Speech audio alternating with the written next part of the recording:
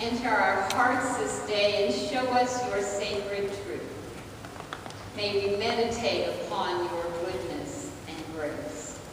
May love be our guiding principle today. Amen. Okay, this is a pop quiz.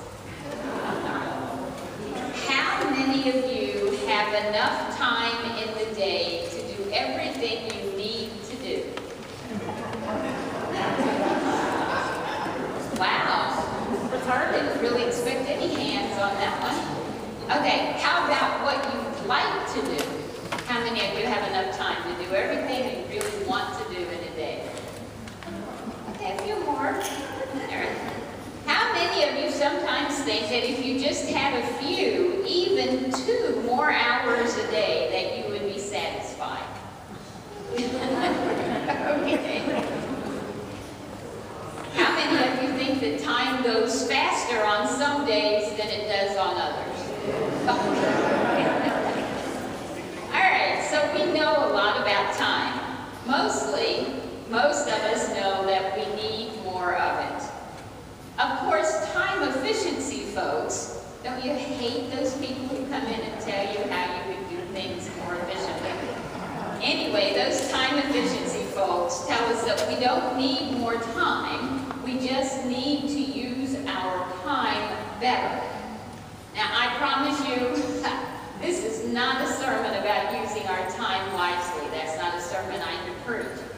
But it is a sermon about the stewardship of the time we are given. I'll leave the suggestions for organizing to the experts.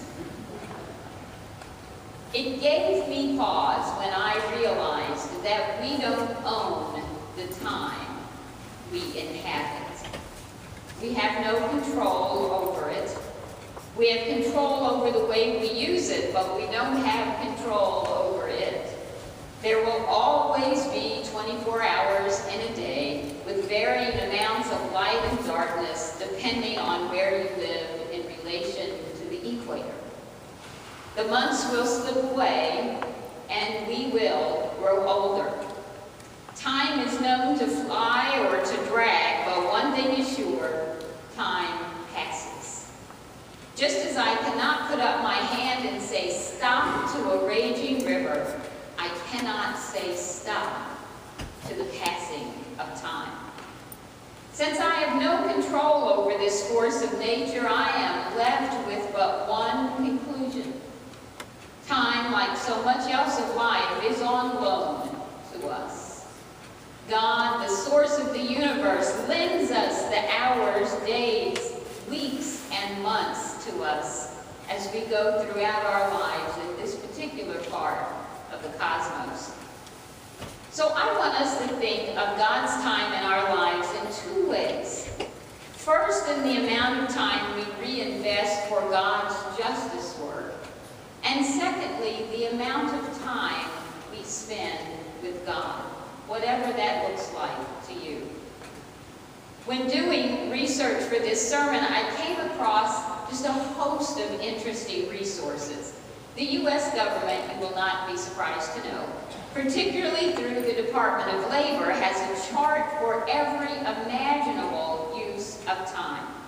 I chose one particular demographic, which, while it does not include all of us, still gives us some very good statistics. Employed people ages 25 through 54 use their time like this. Working and work-related activities, 8.8 hours. Sleeping, 7.6 hours. Leisure and sports, 2.5 hours. Unidentified, don't go there, 1.7 hours.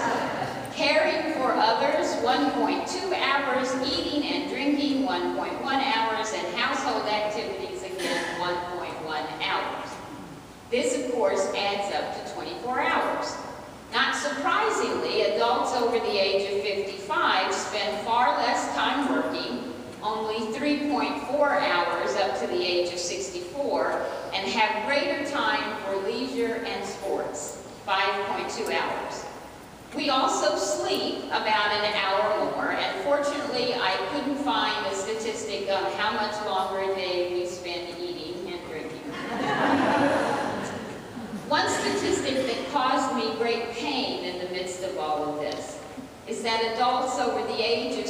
65 who do not have a spouse or partner spend on the average of 10 hours of their waking time alone. This is a statistic we would do well to remember as we plan our ministries and our outreach. While leaving aside the question of how much time we have for God's justice work, because that is a question that you must answer for yourself, I am going to make a rather radical, I think, suggestion. The amount of time that you spend doing God's justice work through this church or other organizations is directly proportional to the amount of time that you spend alone with God. The reason for this slips by us unless we're paying pretty close attention. However, I think it's safe to say that the more time we spend in the presence of God, the more we will want to do and seek ways to do God's work of justice. Now, let me be clear here. I'm not suggesting that you have to be out in the streets with a sign picketing Walmart or any other store for the way it treats its workers in order to be working for God's incoming reign of justice.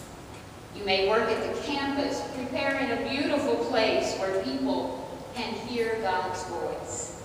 You may work in a soup kitchen, a thrift store. You may volunteer at a hospital. There are many ways to do God's justice work. On your estimated giving card, there is a place for you to indicate where you see yourself being involved in the ministries of Open Circle. As you do that, please feel free to indicate how many hours a week you wish to give to that ministry. Now, you may find it strange in the midst of our fall stewardship campaign that I want to talk about the time we spend alone with God. I often have people tell me, as they are explaining to me why they do not attend church, a question, by the way, that I never ask. But they seem insistent on telling me. I don't know, it's like a sign across here. That they can find God in nature, or in a beautiful song, or in whatever. I realize that my question really should be, and it is a question that I ask myself and you as well. Yes, but do you? I think that one of the reasons that churches and communities began springing up in the first century after Jesus walked on this earth was that it was set apart time. A time when nothing else was planned except for worship and sharing. The problem that happens soon after is that too many times the way of worship, the prescription for worship, if you will, the act of worship, it all took over worship.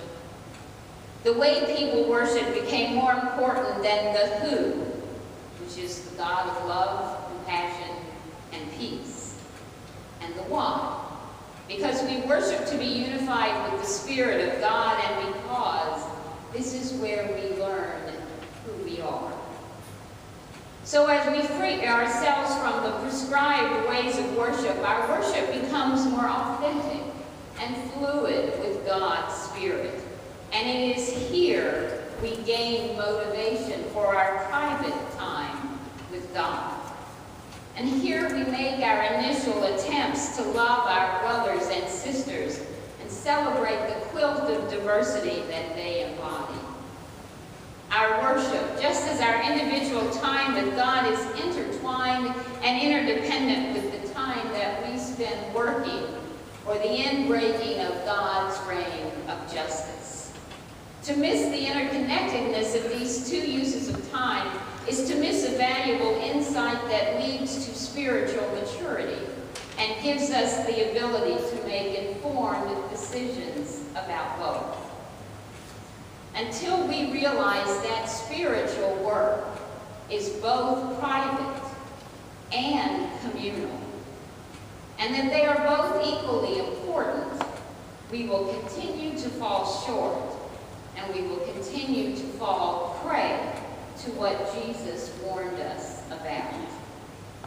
The great Rabbi Jesus tells us to be sure that we are not just acting a role. He pushes us to make sure that we are not playing to the crowd. Just do it, says Jesus, quietly and unobtrusively. He insists that we work behind the scenes just like God does in our lives. And then he links it to our private spiritual life and exhorts us to be real and authentic before God. He says, here is what I want you to do. Find an alone place, away from any others, so you will not be thinking of anything but God. Just be with God. Before long, you will feel the focus shift from you and your thoughts to God. This is when you begin to sense the presence of God's divine grace. I tried it, and it doesn't work like that for me. If that's something you might be thinking, that you are not alone. Spending time alone with the source of all being can be hard, maybe even frightening. What if I find out that I don't know how to be real with God? Is a question that may arise. Perhaps spending time with God is not something you particularly want to do. It may help you to know that there is nothing you can feel that hasn't been felt or thought before. If we are to be good stewards of the time loaned to us, however, we must spend some small part of that time discovering what it is we are to do. Time alone with God is well spent and will lead us to the place of spiritual maturity in our decisions regarding all that we give back to God. Spending time alone with God usually requires our giving up of something else. Since much of life is determined for us, such as working to make a living or visiting the doctor or providing care for someone who is dependent on you, we are called to make some difficult decisions about our so-called spare time. Leo Babauta is a blogger who focuses on building a quieter life, asked us to look at how we spend our time. Is social networking as important as it seems to be? What about computer games, or dare I say it, the football game on TV, or other shows that we spend a lot of time watching? Doesn't matter the thing of it. What matters is that unless you are a very rare person who has hours of extra time to spare, you're going to have to make a choice. He reminds us, in the quiet space, says Jesus,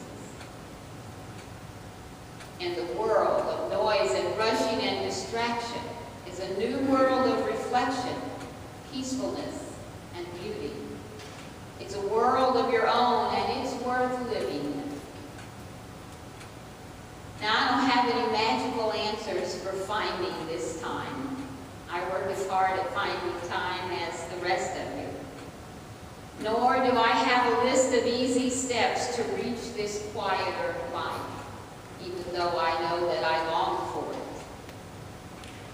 I do know that it is something that I desire for all of you as well. Together we will explore where God is leading us next. And so we say, show us, great source of all time and space. Show us the way to you. Amen and amen.